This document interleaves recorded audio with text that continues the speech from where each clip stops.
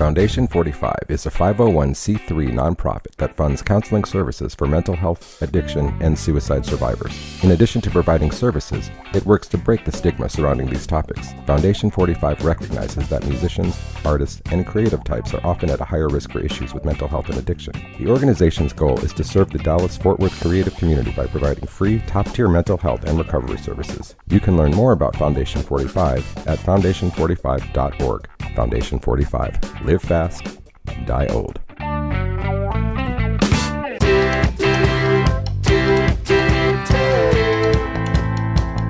I'm Andrew Sherman.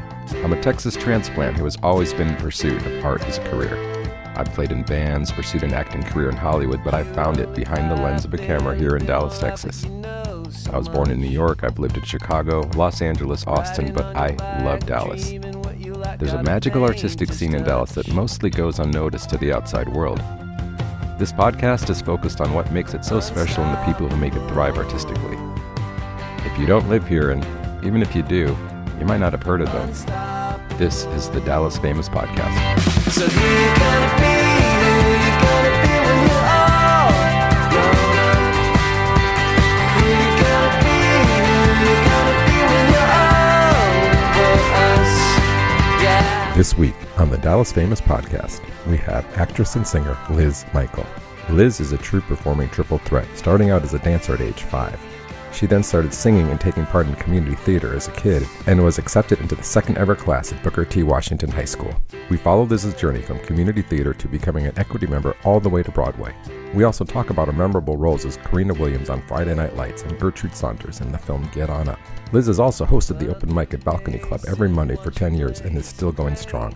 She has an undeniable presence both in her performance as well as in real life. Ultimately, Liz is a storyteller, but she's become a true trailblazer just by following her muse. Enjoy this chat with Liz Mikel. We are here again at Deep Elm Community Center, and we have the lovely Liz Mikel with us.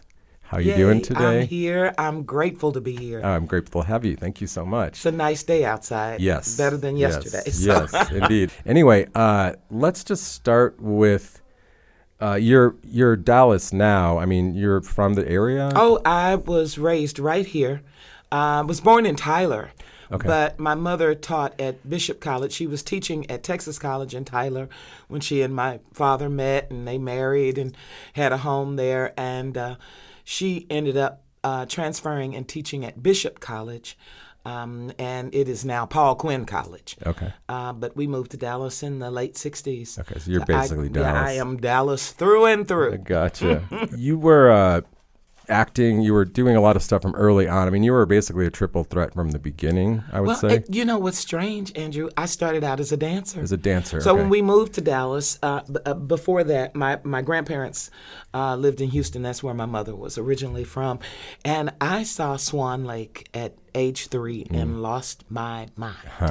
It was something about the way that the dancers, and they leapt through the air and just, they were on their toes, and it was just, it was just mind altering for me as this 3-year-old that bodies could do that. And I begged my mother from that point on to be a ballerina. Every day I was somewhere dancing, moving. And when she was teaching at Bishop, Ann Williams, who was the founder of Dallas Black Dance Theater, was her colleague. Oh, Miss wow. Williams was teaching at Bishop at the same time.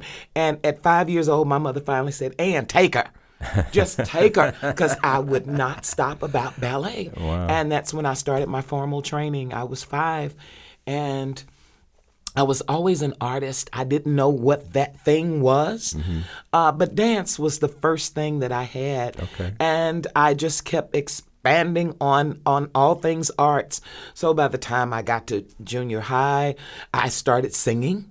My mother also sang. She was trained, and that was something that she enjoyed doing, but her passion was teaching. But I was always exposed to the arts, and she saw this little artistic fat girl, and we went to every play or ballet. If Dance Theater of Harlem or Alvin Ailey, any of those companies came to town, we were going, you know. I was just always compelled to be an artist, and then I was exposed to Junior Players Guild, so I was doing theater, and it it just was just natural for me. Yeah, it's interesting too because I guess I've talked to a few dancers, not just on the show, but and it's like some of them just can't sing. So like, how did you just figure out like, okay, I can sing too? Well, like I said, my mother was trained, but she sang opera. And my mother, if she had chosen to have a career, she would have rivaled Leontine Price or any of the major. I mean, she was incredible. And she would have recitals back in the 50s that people would come. And she was on the radio, and things like that. But I always felt pressured that I had to sound like my mother. Oh, okay. And I hadn't found my voice as a singer. And in my crazy mind, I heard Barbra Streisand. And that was just moving to me. And my 7th grade, before that, in the 6th grade, I auditioned for Cinderella, the Disney version at our little school, Bertie Alexander over there in Redbird. And I was cast as the fairy godmother. And, Salakadoola, Michigaboola, bibbidi bobbidi boo. And people were like, oh, you can sing. And I was like, I can. And my best friend at the time, again, with the arts, I tried to learn how to play the flute. They give lessons, at least they used to in schools. It's unfortunate what's happened to the arts in schools. Oh, yeah. But we had music class and we had class that taught you how to act in the auditorium. You knew how to behave. Yeah, because they would take you. We would go to the symphony. And I'm sorry. So like they actually there was taught a you class in school, yes. And like it was etiquette. auditorium etiquette. And you knew how to behave when you went to see performances. Okay, that's wild. Okay. Unfortunately, we don't pour that into our children. So when they go to the movies, they're screaming out. I mean, I'll talk back to the movie theater, but to the screen. But they don't have theater decorum. Yeah. And they don't quite get it that we as actors on the stage can see and hear you. Right, it's not TV, yeah. But I discovered, I think around the time I realized I couldn't play the flute, it just wasn't flowing out of me as other artistic things were. I could draw, I could paint. I started sewing in the 4th grade. Other creative forms just came so naturally to me, but the flute didn't. And I would practice and practice, but my best friend started playing piano at the same time. And I don't know what compelled, I'll tell you what it was. I heard the voice of Ima Sumac. If you do not know her, I think she was from Brazil. She could sing 2 notes at once. What? She would. I'd never heard anything like it in my life. Miss Pierce, my music teacher in the 7th grade, I'll never forget it. And when I heard this voice, and she had, I think, a 6 or 7 octave range. Wow. And the trills and then the 2 notes at once and then the way down. and Ima Sumac. And I think it's Yima, Ima Sumac. You can look her up on YouTube. I will, for sure. Blew my mind. And again, just like that ballet, I was consumed. And so I asked my best friend, I said, would you play The Way We Were for our talent show for me? And that was the beginning of, I can sing. So I started doing little talent shows around Dallas, and I would sing and dance. And sometimes I would come up with some poetry that I had written, and so I would do all 3 things. It was an oration, I'd recite some poetry, I'd sing, and then I'd end with this dance. And of course, by that time, I was in junior high, so I was 12. Wow. And I would end it in the split. And I was 12, but I was 5'11". I hit 6'1" at 13. Oh, man. When I got to Booker T, I was 6'1" at 13 years old. Okay. So then, so I guess this is all before Booker T. So does that, like, where it's all leading to? Yeah. Well, that was the 2nd year the school was open, and I auditioned and got in, and I didn't know. I was just living my life, and I walked in that school, and there were these kids with green hair and purple hair. And we're talking like 77, 78. And it blew my mind. I was like, there are off the wall kind of crazy kids like me. I was very conservative. Remember, my mother was a college professor. Now, on the flip side, my dad was a club owner. Oh, wow. You had the gamut. I got both sides. But I was because I was larger, my mother, and I was young. I started the first grade at 5. My mother didn't want anybody to confuse that I was older than I was. Okay. So she made sure to keep me dressed as a young girl. Now, we're talking the 70s. We're talking platforms, afros, bell bottoms. Right. And I was kind of scarred by it. So later on, I just let my freak flag fly. When everybody was wearing platforms, I had hush puppies. When they had Converses, I had kids. When they had afros, I had bangs and a ponytail. So You're just doing your for own me to walk thing. in at 13, because as a dancer, you had to keep your hair back, Sure. or that's what I thought. And I would see these kids with these fabulous fros, and this one had a crop. It was kind of like real punk rock, and I didn't know what that was in the 70s, but these kids knew. There was one young man that would never wear shoes. It could be 10 degrees outside. And at that point at DISD, at this artistic school, nobody stopped him. He never wore shoes. Wow.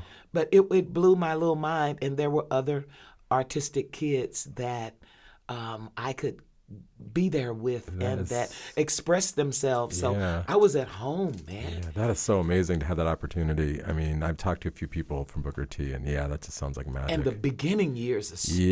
Yeah. You're like, Especially, we had a teacher that I talked about her recently for the Booker T book that they have coming out. Again, they have through all the years, and people who have attended there and have gone on to have some kind of success in the arts. And I'll never forget her. Her name was Karen Stewart. And she was one of my dance instructors, and she was young, and she was working on her doctorate, this young black woman, and she was as proficient in ballet and modern dance as she was in what we call pop locking back then, and jazz dance, and she just inspired me just with who she was and her dedication to movement and everything that it could be. And it was so exciting. yeah. I mean, I went to theater school. I remember my movement teacher still, and it's just amazing how some people just dedicate their life to that. And it connects, and Yeah. because they're passionate and excited about it, it makes you passionate and excited Yeah, about it. absolutely. And the possibilities. Yeah. So at this point, you're doing everything. I mean, would you consider yourself more of a singer, more of a dancer, or just all together? No, I think I'm an actor, and yeah. I love music. Music, I can't go a day without it. But that is a very important part of me. But I think telling stories and being able to reflect life through whatever I'm doing on stage, that really moves me. It's my calling, it's my responsibility, and I do the same thing when I'm singing. The lyrics to me are like a monologue. So even though that beautiful music is moving me, that also dictates what that monologue is going to be, just like in what I'm feeling as an actor. Right. That dictates what that monologue is going to be. Yeah. Wow. I already need to see you performing something. The presence cannot be expressed in a podcast. Let me just say that to the audience. So then Booker T, and then you're also this time you're doing children's community theater. I was doing lots of community theater. Yeah. I left Booker T after my freshman year because I had been dancing since I was 5.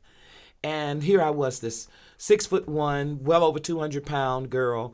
And there was another big girl in my class. When I auditioned to get into the school, they put me in with the second-year students. Oh. So it was more of an intermediate. I didn't go in with beginning students that were just beginning to dance Sure. or had only been dancing for a few years. So I had my point shoes and was working in those, trying to break them in, because I would leave Booker T on Mondays and Wednesdays and go to dance class. Miss Williams, Ann Williams, would pick me up and take me over to what's now it was the beginning stages of the Dallas Black Dance Theater. Okay. And I was dancing 7 days a week practically. I mean, did you have a social life at all at that point? It was my social life. Right, That was my right. outlet. Yeah. That was I was so passionate and on fire. And again, like I said, I sewed, I painted, I would draw, I was making things, I was crafting. So that was social to me. Of course, you had church, and because my mother was very active in social organizations and service organizations, I was always in a youth group with those, getting trainings, getting, parliamentary procedure, and all of those types of things. Sure. I had a very active life. Nice. Yeah. yeah. I do remember, because like when I was at school, I remember at one point I was at community theater and in school shows, and my grades were better, everything was better, and I wasn't studying at all. You were living your life. Yeah, it's funny how that works. So then, I mean, I guess you just like went right into doing shows. No, well, I started when I left there. I went to Carter okay, High. okay. That's where I graduated from. Most talented, and did all kinds of stuff over there. Had my own pop locking troupe, and I was making all my clothes. And I went to El Centro for a couple of years. I was Miss El Centro. I just, oh my God. Oh, it's just crazy to say all of these things, but it's the truth. I mean, if it happened that way, I mean, I believe it. Where I did a monologue, I sang, and I danced for my talent portion. Anyway, I went to TSU for a couple of years, majored in theater there, but I dropped out because I got married. I was pregnant and got married, and you're supposed to do the reverse, but I didn't. And my ex-husband was a basketball player, and he went to Paul Quinn. It's crazy how those things worked out. But then when I came home, I immediately started auditioning for theater. But I had been doing theater while I was at El Centro with Curtis King. In fact, I don't even think I had made it to El Centro yet, or either it was my first year at El Centro that I was introduced as a performer to the Black Academy of Arts and Letters. Now, I had grown up. I told you my mother would take me to all these performances, or either I would drag her. Have you heard that such and such is happening? So that's how I was familiar with Curtis King. But as a performer, I started there. And so it just kind of grew from there, that, work begats work. And once somebody sees that you're excited and passionate about something, that when their opportunities come, they say, hey, have you heard that such and such is auditioning for la-da-da-da-da? They're looking for singers. They're looking for dancers. And I would just started going to these auditions. Right. And I went to an audition, crazy enough, right across from Booker T at St. Paul United Methodist Church. I had to be 20. And my daughter, my oldest daughter, was months old, and it was for a theater group called Dallas Drama Company. The lady that started it, her name was Diane Tucker, and she had written this original piece, a musical, and she was looking for singers, and I auditioned, and the next thing I knew, I got in. And she was incredible. She gave me my first big lead, playing Mahalia Jackson in a piece that she wrote. I didn't realize that she had written it because of me and for me. Oh, wow. But it was called Mahalia Speaks, Remembering Martin. And she cast this wonderful actor as Martin Luther King, but it talked about their relationship, and that when they met and he admired who she was, she would always sing before Martin spoke. And that was the beginning of me seeing myself seriously as an actor. Flash forward to 1990. Now, this was in the 80s, mid to late 80s. 1990, a wonderful actor had come to town to be a member of the Dallas Theater Center's acting company. His name was Akeem Babatunde. I had never heard of him. My same best friend that had played the first notes I ever sang to was working at a gentleman's store, a clothing store in Redbird Mall. And he came to me, he said, I met this actor today. You've got to meet him. He's wonderful. And he's from New York, and you need to meet him. Little did I know, people were telling Akeem, there's this girl, and she sings and she dances, and she's a big girl, and she does all these things, and you need to meet her. I didn't know people were telling him about me, but I know people were telling me about him, and I ended up auditioning for him. It was for Dreamgirls at Dallas Repertory Theater, which is now, I was over by North Park yesterday. I think it's a parking lot at North Park now. Yeah. But I auditioned for Dreamgirls, and it was something about the way he looked at me. It was like he really saw me. And he was like, okay. And I had been doing stuff with Dallas Drama Company, and I had been doing community theater things with the Black Academy of Arts and Letters. But he saw me. And in that meeting, he told me, and they decided they weren't going to do Dreamgirls. They couldn't get enough men that really were proficient in singing and dancing. They changed the show to a show called Blues in the Night. And there were only 4 characters in that show, 3 women and 1 man. And he said, I want to work with you because you have something. You you have a presence. So when you walk in the room, I want to know what you're going to do. He said, but I want you, I'm not trying to cry. He said, I want you to be brilliant. I don't want anybody to think they know what you're going to do because you're the big girl. I don't want them to dismiss you as the big mama on the couch. I want you to be brilliant. And he started taking me and molding me as an actor and the craft of acting. And it changed my life. Wow, that's fortunate to have someone that sees that in you at that time. And other people like Miss Williams saw it. Curtis King saw it. But it was leading, and Diane Tucker saw it. It was leading up into me meeting this man who, like me, lived his life being an artist. Yeah. And he was like, I want to work with you. So out of that 4, out of Dreamgirls, which was, I never got to play the role of Effie. And I was primed for it then. Oh, yeah. My early 20s, I was primed for it. But it was a 4-character play, Blues in the Night, and my character had the only dialogue. It was like a jukebox musical. It was, Sheldon Epps was the one who created the piece. But it was a jukebox musical. It was beautiful. It was different composers. It wasn't the same. It was different composers. But I signed my first equity contract in 1990. And I've been equity ever since. And I asked him, I said, what does that mean? He said, it means you're a professional actor. Yeah. And there are not a lot of Black professional actors in this town. Sign the contract. Yeah. And I did. Yeah. That's amazing. I was going to ask you because, I mean, I know you're not getting paid for theater. I mean, I was going to say, like, the whole time before that, were you doing anything for money? Well, I was. I worked down the street, as a matter of fact. I was a sales rep when Ma Bell divested from Zero Plus Calling. This is crazy history lesson.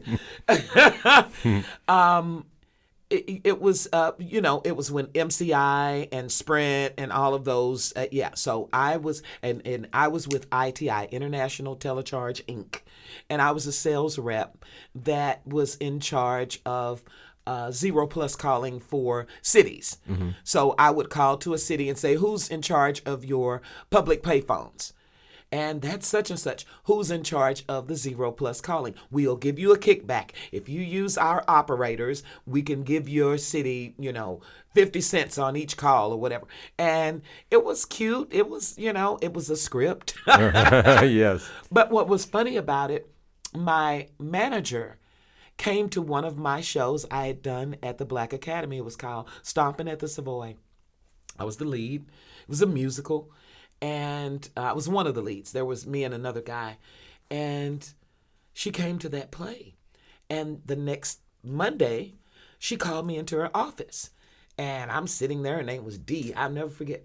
And Dee said, why are you here? And I said, are you trying to tell me something? What do you mean? You asked me to come into the office. Or are we being phased out? What's happening? She said, no, I came to that show. Why are you here? Wow. That's what you're supposed to be doing. Huh. Gotta make me cry now. I was like, what? And at that time, I'd had a second daughter, 2 little girls, And I was doing this, I was the sales rep. I dressed in my business attire. And I would get off of work and get my girls from the babysitter, from the daycare, and pack them little snacks and stuff, put on my tennis shoes, and go to rehearsal. And I was doing community theater and working a 9 to 5. Right. And soon thereafter, that job was phased out, and then I met Akeem Babatunde. All happened And at the the first right time. paycheck I got as an equity actor, which is it was a fraction of what you're supposed to be getting today, but still, as an equity actor, you get paid every week. You get weeks toward health and pension. I didn't have health and pension on my 9 to 5 like that. It wasn't required back then. And when I got that first paycheck, I was like, wait a minute. You mean I don't have to browbeat people into switching their 0+ carrier, and I get the same paycheck that I was getting doing a 9 to 5 for singing and dancing? It was easy for me. Yeah. But it was not easy in that the shows didn't come back to back to back to back. Right. So I had to supplement. I would braid hair. I was sewing clothes for weddings or, doing things to supplement my income because I had little girls, Yeah. I had children. And I started working. I went to the Dallas Theater Center.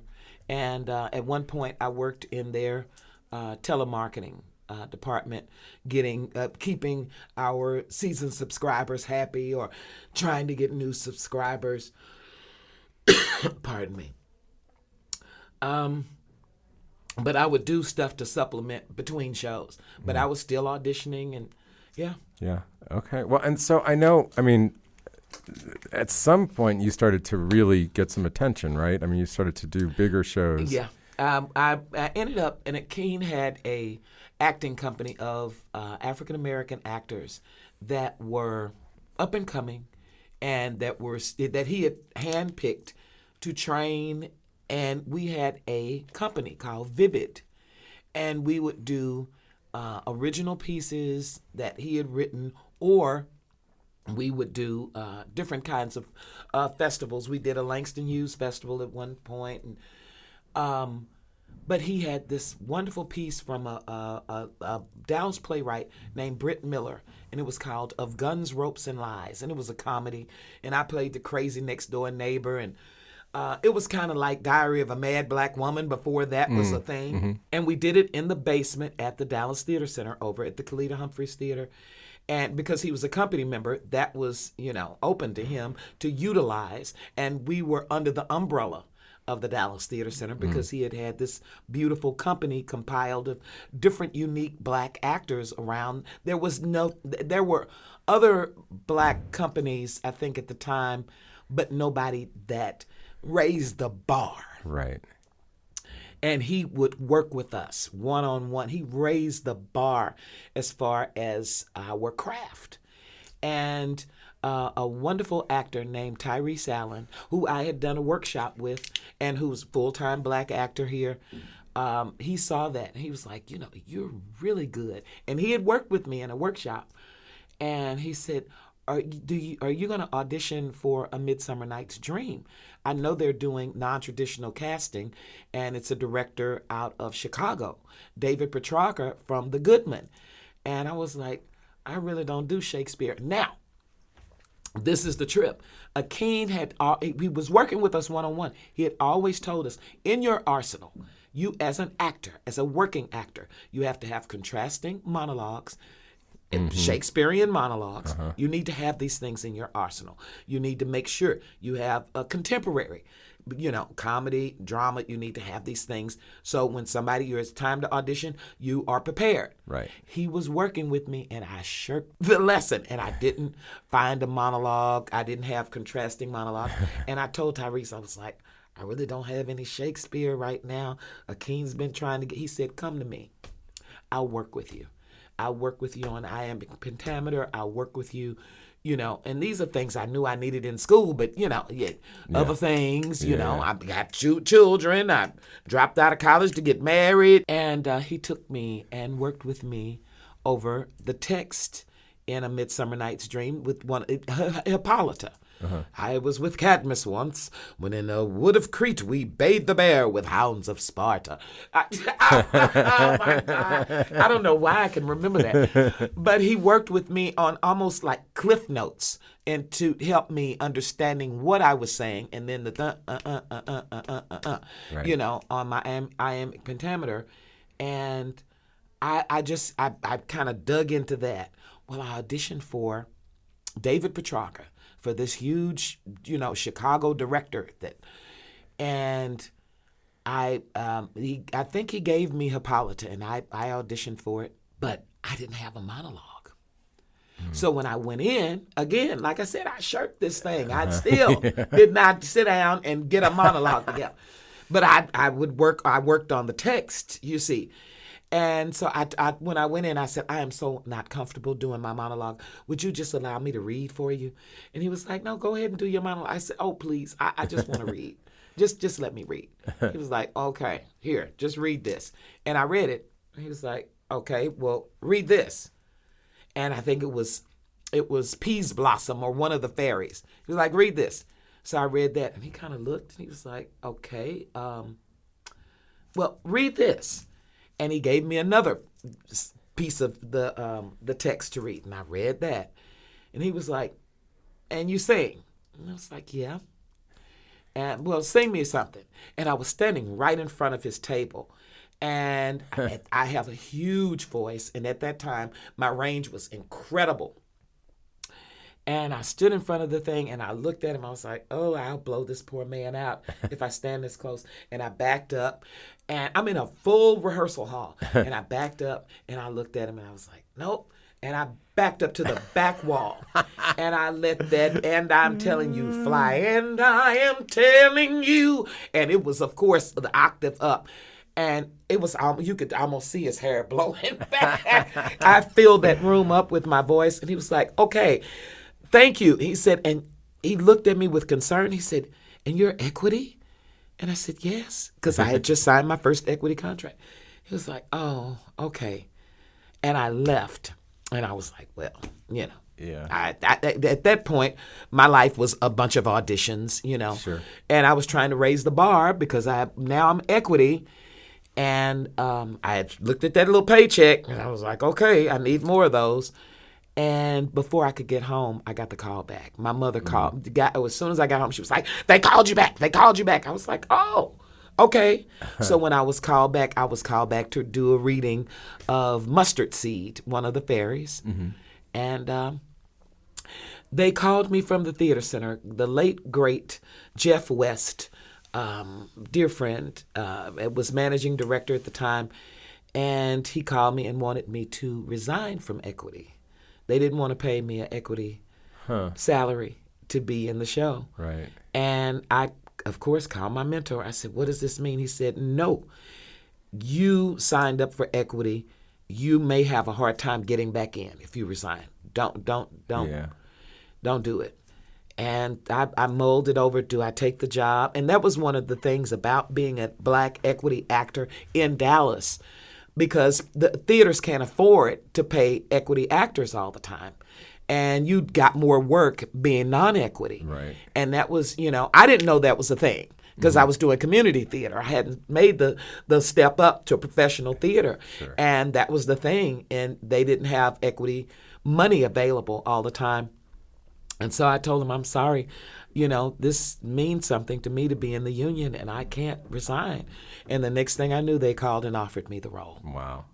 That's a good lesson. And that was my Yeah. first main stage show at the Dallas Theater Center. That was in 1991, and I've been there ever since. That's amazing.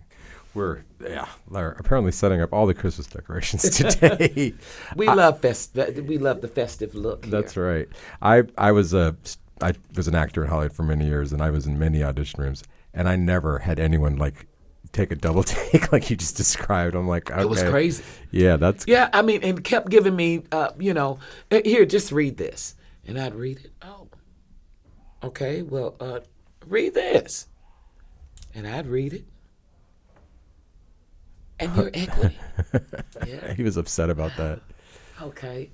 because I was going to be and it ended up, Michael Severus. I don't know if you know who that is. He's a huge Broadway star, Tony Award winning. And if you're watching, have you watched The Gilded Age? Not yet. Oh, you need to watch it. I'm obsessed with it. There's so many, just Emmy, Tony Award winners, Audra McDonald, the list goes, Christine Baranski, and it's incredible show. But Michael Severus is on that show, and he was one of the cast members of Fame when Fame was he was the British kid. Okay. Remember the British kid? Vaguely, yeah. Yeah, that was Michael Severus, and he went on to be. It was before he was a huge Broadway star. He was our Puck here at the Dallas Theater Center with this huge boa constrictor draped around him. It was an incredible production. Wow. And people talk about it to this day. And that was my entree into the Dallas Theater Center. That's amazing. Just because we have only so much time. I'm running my mouth. No, I like it. This is great stories. But then, so like, how long were you doing shows before you actually started touring and then onto Broadway? Well, I was one of the rare people at Dallas Theater Center, especially, I guess, locally, that kind of wanted to branch out. When shows weren't happening for me here, I would audition and do shows other places. My first one was in Austin. I did another one at Arkansas Repertory Theater. I ended up having a relationship with them and did a few things with them. And my first big thing with them was in 2000. In actual 2000, I did a national tour of Blues in the Night, that same play that I was cast in 1990, and then it came back and sat down there. I went on to play, the first time I played Asaka in Once on This Island, the wonderful musical, was for Arkansas Repertory Theater. So I always started kind of spreading my wings, so to speak, beyond Dallas. And again, work begats work. People would hear about me, call, hey, is Liz available? Blah, da, da, da. Broadway happened because of Kevin Moriarty, the artistic director, which is oddly enough, now I performed in 1991 in Midsummer Night's Dream with David Petrarca. First time at the Dallas Theater Center. I was cast immediately as the Ghost of Christmas Present that fall in A Christmas Carol. I've been in that production over 20 times. Decades I've performed in that.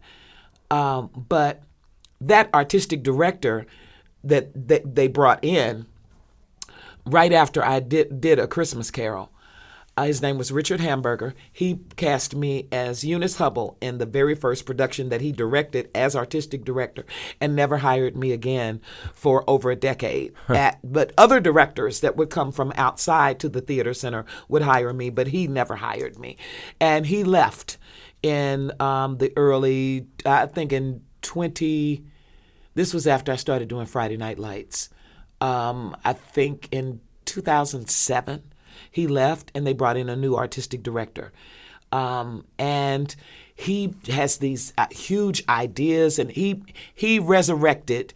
Richard disbanded the acting company.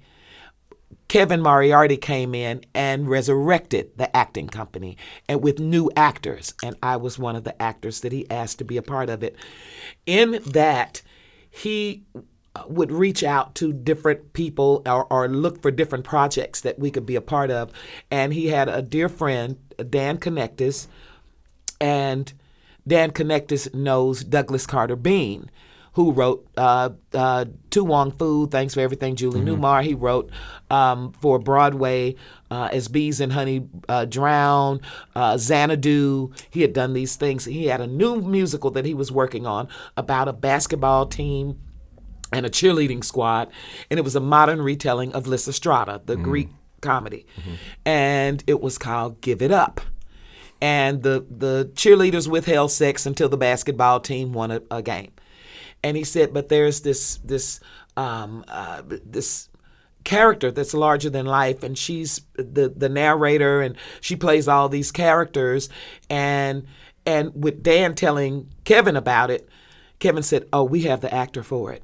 and we'll fly her up to New York to meet with you all and read the thing and blah, blah, blah, blah. Wow. Fast forward, the theater center decided to do the show. We did it here, and that was the year my house burned down. That was a whole nother thing. We'd need a whole nother hour to talk about all of that. Wow. And out of that, it was a hit here in Dallas. It was a musical, and I just saw him on TV the other day, and I'll never forget him. His name is Andrew Reynolds. Andrew is a huge Broadway Emmy Award winning, he's huge now. Another young lady who's doing huge things on Broadway and beyond is Patty Murin. And all of these people were in this show with me. It was just blows my mind.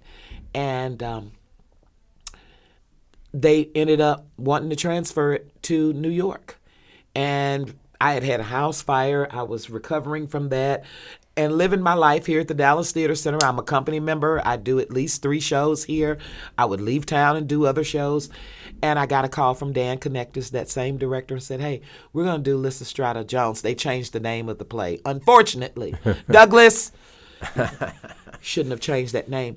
But he said, we're looking at Whoopi Goldberg playing the role that you played.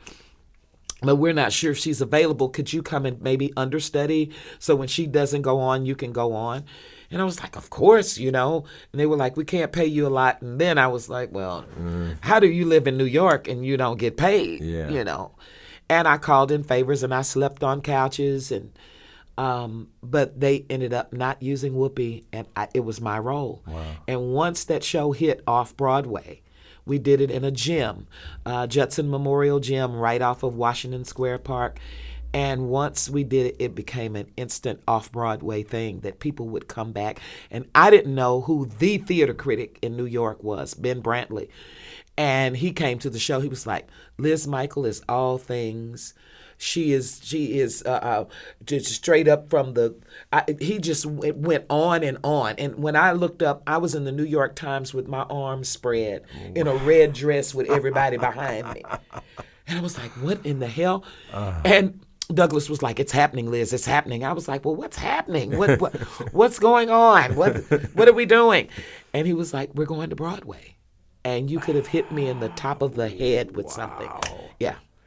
And that show went to Broadway. And so I ended up moving to New York. And I in the history books now, it says the role of Hetera, premiere show, it's in all of the credits, Liz Mikel. That's so cool. I originated a role on Broadway. That's so cool. I remember doing shows and like seeing the original cast members, and that's you. My name is on there. So cool. Oh, wow. Yeah. That's great. Isn't that crazy? That is crazy. Well, you kind of just casually slipped in when I was on Friday Night Lights. You might want to talk about that a little bit. Again, as a working actor, you just do what you have to do.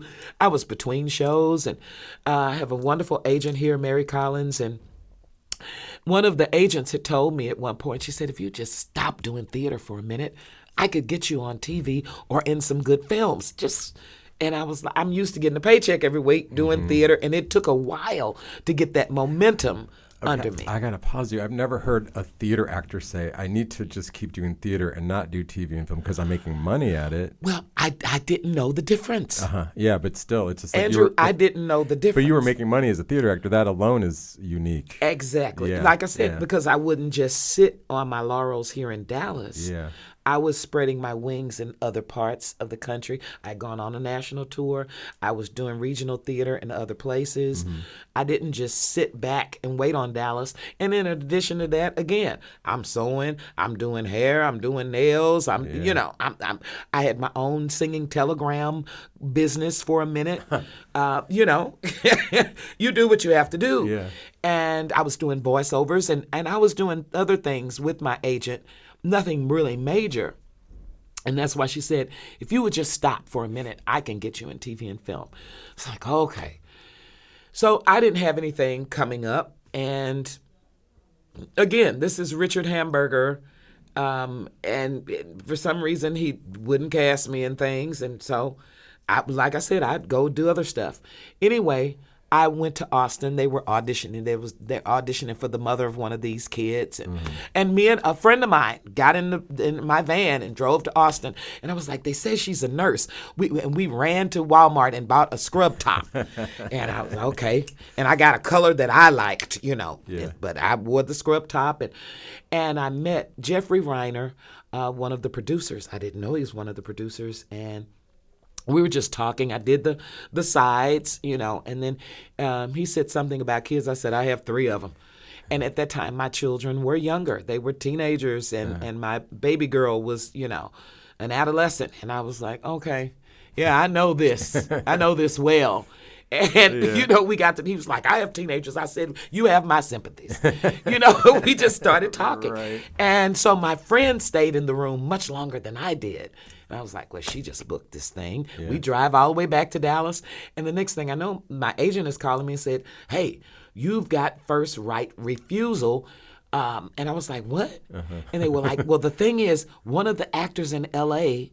looks like one of the kids, but you look like one of the kids. So it's between the two of you, me and an actor in L.A. I was like, well, they'll hire the L.A. actor. Nobody knows me. I didn't know I looked like the son. The character that, and I ended up booking it. I'm still thinking it's a one-off. They'll introduce his family. It'll be about the kid. They may show us at the football games. It won't be anything major. Right. And little did I know. I remember Andrew meeting Gaius Charles, who played my son on that show for the first time. He's a wonderful person, incredible human being, and just very open. And I hadn't met Kyle Chandler or Connie Britton at that point, or really anybody else. But I don't think it really hit me how magical and what a wonderful thing that was. Even my first episode that I shot, where I admonished him for getting into a fight at the football game and sleeping with white girls and get out of my house and I didn't still feel the weight of this thing. I think it was about the 3rd or 4th episode that they concentrated on my family specifically. Right. And the floodgates opened up. I said, oh my God. Yeah.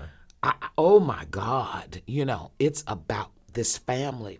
And I think and we would go to church together and all these things in there. And I think that's when it dawned on me that this is pretty major. Yeah. This isn't just a one-off that they'll see me at the football games, and people started responding to this mother. And it was, I based her loosely off my sister and my experiences as a mother. And it grew from there. And then I was fond of Gaius, and he was fond of me, and would say, Miss Liz, if there's anything that I'm not doing that you, now this is from Carnegie Mellon, trained actor. Yeah. And he's telling me, college dropout. If there's something that you see that I might be doing, I was like, oh, Gaius. Yeah. That's it was amazing. an incredible, and it was a labor of love and it trickled down. You could tell the person that Kyle Chandler is and was, and Connie, because they were the big stars. Sure. But they were filled with love and admiration for everybody. So it was a family. You didn't go on the set. You knew who the AD was, who your costume people were, who was making your face up and doing your hair. There was none of that. Well, I'm in the chair now, and you can. No, everybody was happy to be there.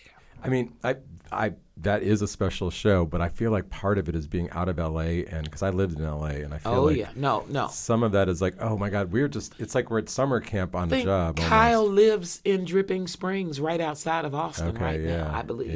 Yeah. I mean, and I will say they were very nice to me, except for they cut me out because. But you still got the credit and still got the pay. Nope. I got paid, but I didn't get the credit because I was an extra when the final cut.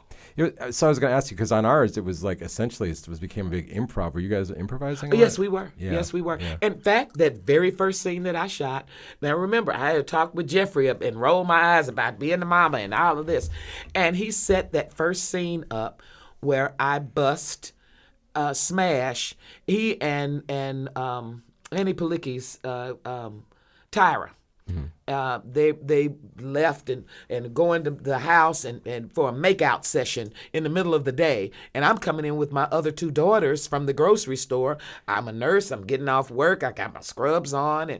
And I walk in and see my kid making out with loud rap music on the couch. And have you lost your mind? Total improv. Total improv. It was not a line in the script at all. It just, as a mother, like, have you lost your mind? Yeah. Getting into fights at school. That was the first line. Yeah, that's Getting into great. fights at practice and sleeping with white girls. You're coming with me. But that, have you lost your mind? And I don't know where it came from, how it came up, but Jeffrey let it roll. Yeah. And I told one of the girls, I said, move, get out of the way. And just told mama. Yeah, he let that in. There were other improv things that were left in. And I don't know where it came from. I think I made an analogy between God and football to Gaius.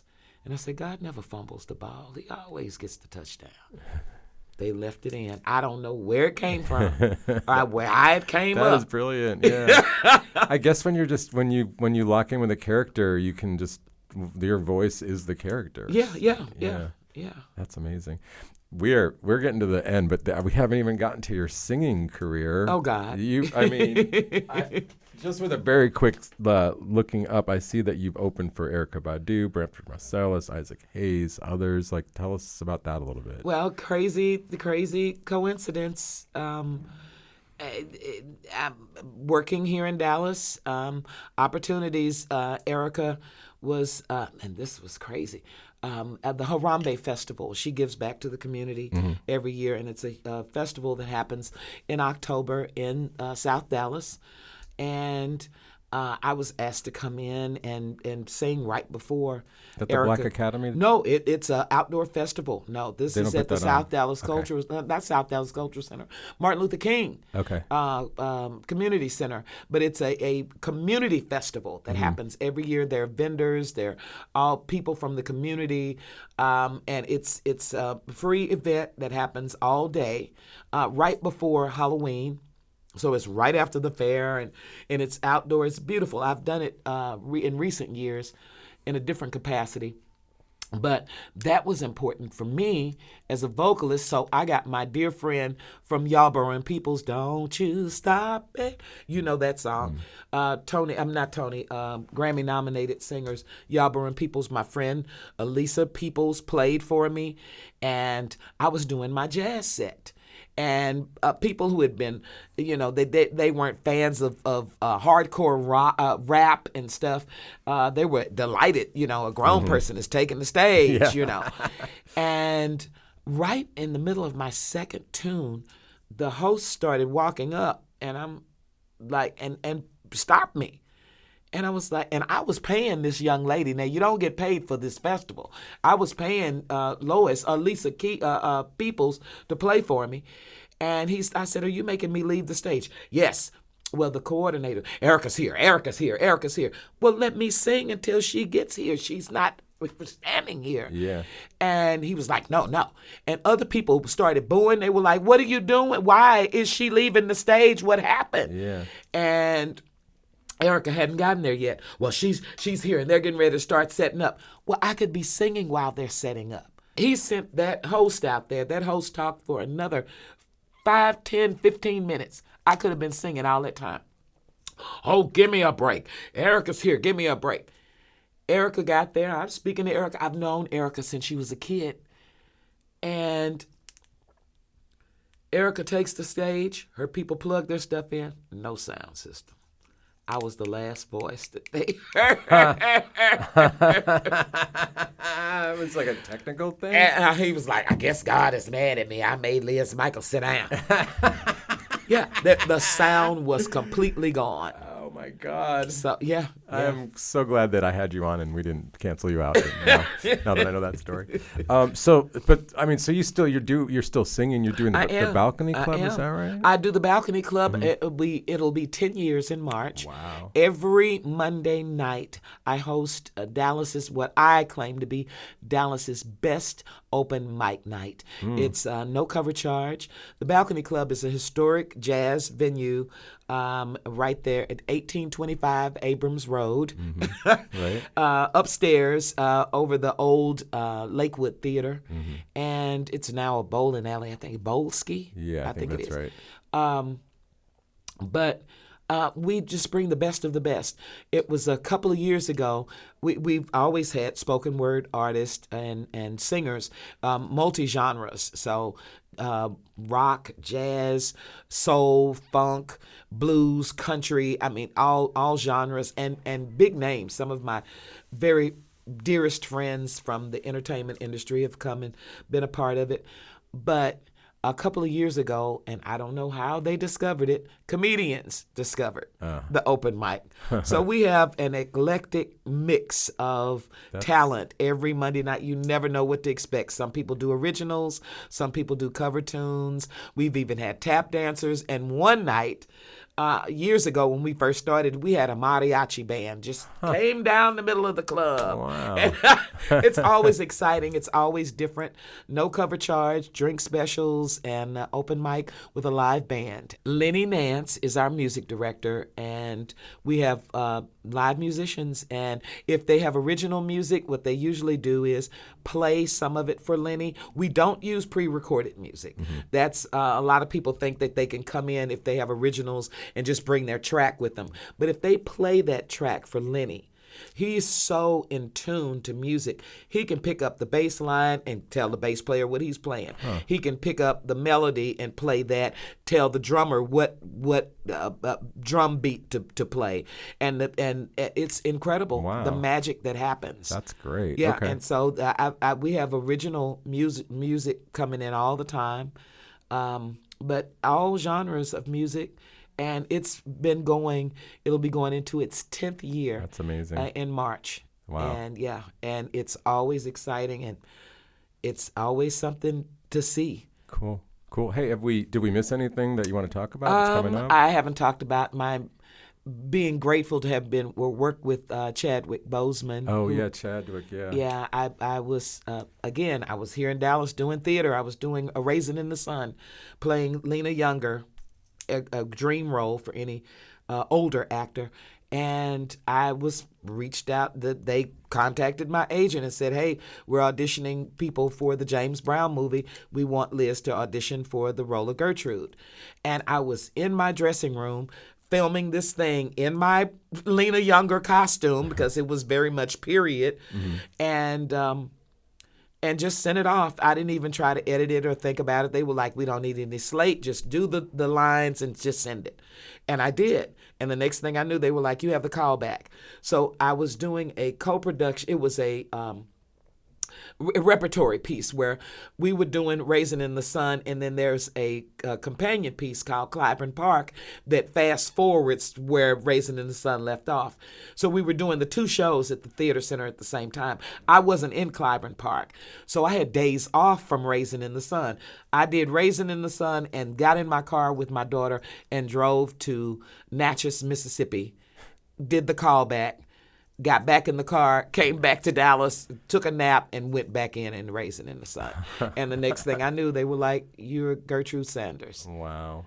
Yeah. Wow. So, and working with Chad, he was incredible. Viola Davis, they were very giving. Everybody on that. Black Thought even came up and introduced himself to me. I was like, I could go on and on. I haven't talked about filling in for Oprah Winfrey. Oh, right, on the Vagina Monologues. Yeah, well. I know. The problem is we're on Deep Elm Radio and we only have an hour, and we're pretty much, we're at it right now. So. Well, thank you for having me. Yeah. I'm sorry about my loquaciousness. Oh, no. Thank you for being loquacious. It's what makes this a great podcast. I so much appreciate you coming down, and It's you my are pleasure. more than Dallas famous, so thanks for doing this, Liz Mikel. Thank you.